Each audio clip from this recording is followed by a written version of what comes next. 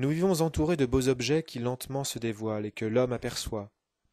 Ils prennent de plus en plus une place importante autour de nous, dans notre vie intérieure et extérieure.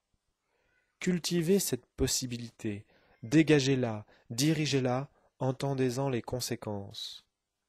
Que dès l'école on conseille à l'enfant l'admiration des belles choses fabriquées. L'affaissement des religions a causé un vide que le spectacle et le sensualisme ne peuvent combler.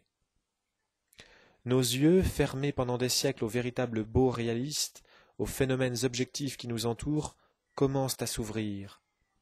Quelque chose se termine, autre chose commence, nous sommes à la soudure, à la transition, époque ingrate, cruelle, où toutes les erreurs et les réactions peuvent agir.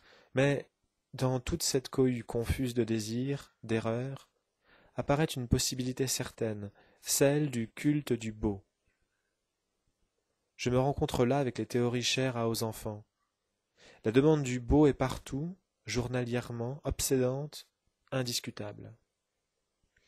Prenons conscience des faits et gestes journaliers. L'inquiétude du beau remplit les 3/4 de la vie quotidienne. Depuis notre besoin d'ordonnance de la pièce dans laquelle nous vivons jusqu'à l'arrangement discret d'une mèche de cheveux sous un chapeau, le désir d'harmonie perce partout.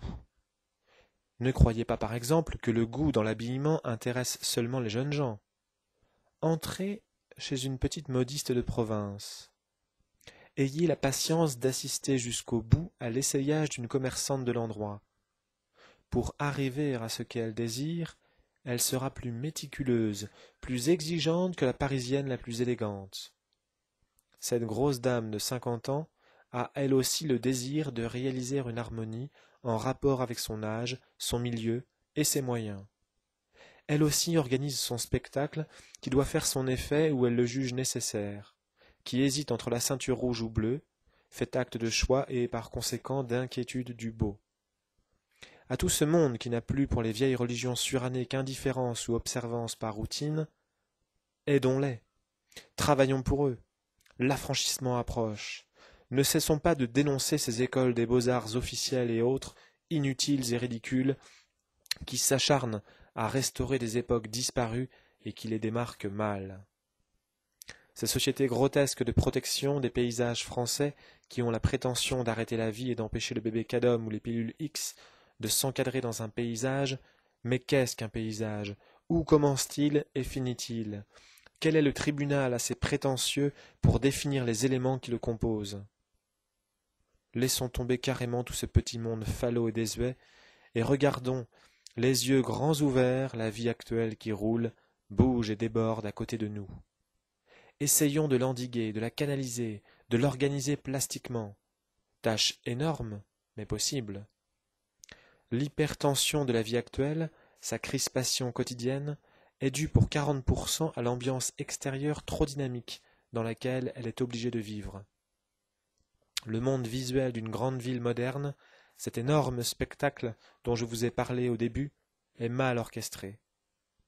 Il ne l'est même pas du tout. L'intensité de la rue brise les nerfs et rend fou. Prenons le problème dans toute son étendue, organisons le spectacle extérieur. Ce n'est ni plus ni moins créer de toutes pièces l'architecture polychrome englobant toutes les manifestations de publicité courante.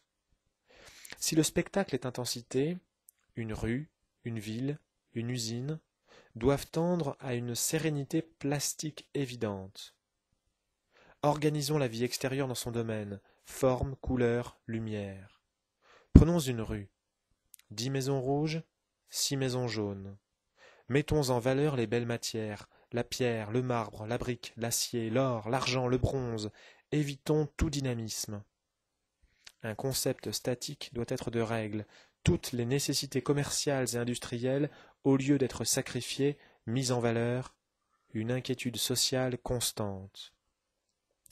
La couleur et la lumière fonction sociale, fonction nécessaire. Le monde du travail, le seul intéressant, vit dans une ambiance intolérable. Pénétrons dans les usines, les banques, les hôpitaux. Si la lumière y est exigée, qu'est-ce qu'elle éclaire? Rien. Faisons entrer la couleur, nécessité vitale comme l'eau et le feu, dosons-la savamment, qu'elle soit une valeur plus agréable, une valeur psychologique. son influence morale peut être considérable, une ambiance belle et calme. La vie par la couleur, l'hôpital polychrome, le médecin coloriste. L'hôpital lépreux et glacial s'habille et devient multicolore. Nous ne sommes pas dans des prophéties nuageuses, nous touchons de près, de très près, la réalité de demain. Une société sans frénésie, calme, ordonnée, sachant vivre naturellement dans le beau, sans exclamation ni romantisme. Voilà où nous allons tout simplement. C'est une religion comme une autre, jusqu'à preuve du contraire.